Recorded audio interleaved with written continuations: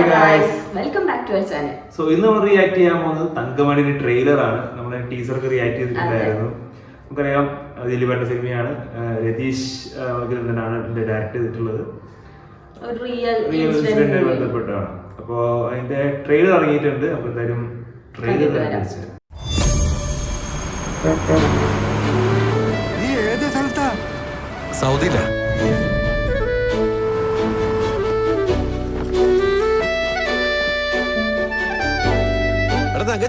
അവനെ നീ എങ്ങ് ഗൾഫാനായി പോയാലോ?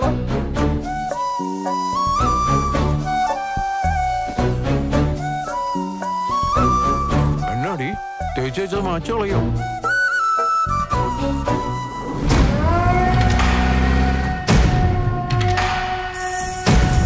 തങ്കമണി എടാ, നമ്മളിത് ചെയ്യത്തില്ലാൻ തീരുമാനിച്ചല്ലടാ.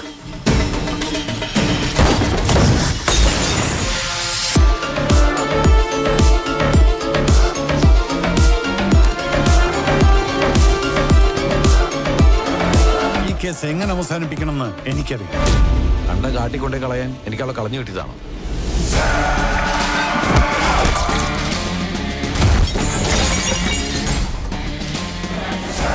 ചേട്ടന്മാരെ നിങ്ങൾ തല്ലോട്ട് ചവിടേക്ക് വണ്ടി തങ്കമണിക്കെടുക്ക. It's been 48 hours. Nobody has left.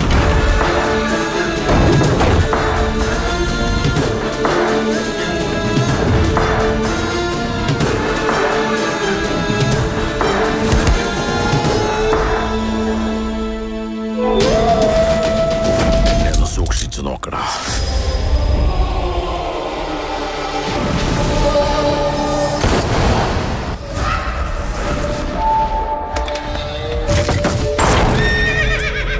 നമുക്ക് തുടങ്ങാമാവേ.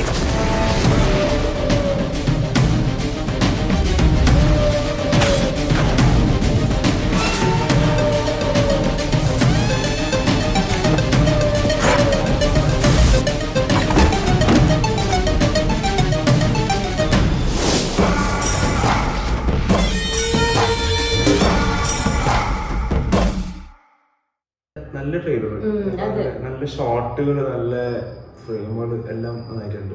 ടീച്ചറിനേക്കാൾ കുറച്ചും കൂടി ഒരു ഇതില് പറയുന്നു. ടീച്ചർ കുറച്ചുകൂടി വേഗമായിരുന്നു, കാര്യമായ ഡീറ്റെയിലിംഗ് ഉണ്ടായിരുന്നു. പക്ഷെ ഒരു റിവെഞ്ച് സ്റ്റോറി ആണ് തിരിച്ചു വന്നിട്ട് അതാണ് തോന്നുന്നു. റിവെഞ്ച് പോലെയാണ് ചെയ്തിട്ടുള്ളത്. ബാക്ക് സ്റ്റോറി അതിൽ പറയുന്നുണ്ട്. പ്ലസ് ഇത് ജസ്റ്റ് ബിഗിനിങ് എന്നാണ് കാണിക്കുന്നത്. പിന്നെ സെക്കൻഡ് പാർട്ട് ഉണ്ടാണാവോ? അല്ല, അത് എനിക്ക് തോന്നുന്നു റിവെഞ്ച് സ്റ്റോറിയാണ്. തങ്കമണി സംഭവിച്ചതിന്റെ പ്രശ്നങ്ങളുടെ റിവെഞ്ച് പോലെ പുതിയൊരു കെറ്റപ്പിൽ പുള്ളി വരുന്നത് ഒക്കെയാണ് കാണിച്ചിട്ടുള്ളത്. ട്രെയിലറിൽ കണ്ട അതേ സംഭവം തന്നെ പ്രതീക്ഷിക്കുന്ന സിനിമ അതുപോലെ തന്നെയാണെന്ന് അറിയില്ല. എന്തായാലും ഇൻസിഡന്റ് എന്ന് പറയുന്നത്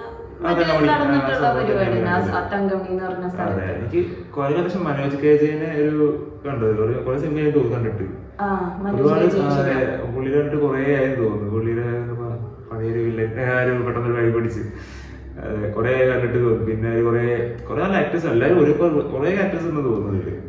ഇതേപോലെ വീണ്ടും ഒരുപാട് ആക്ടേഴ്സ് കാണിച്ചു. സിദ്ദിഖ് എല്ലാവരും കാണിച്ചു, അസീസിന് കാണിച്ചു. അസീസ് സുദേവ്, ഒരുപാട് ആക്ടേഴ്സ് ഉണ്ട് സിനിമയില്.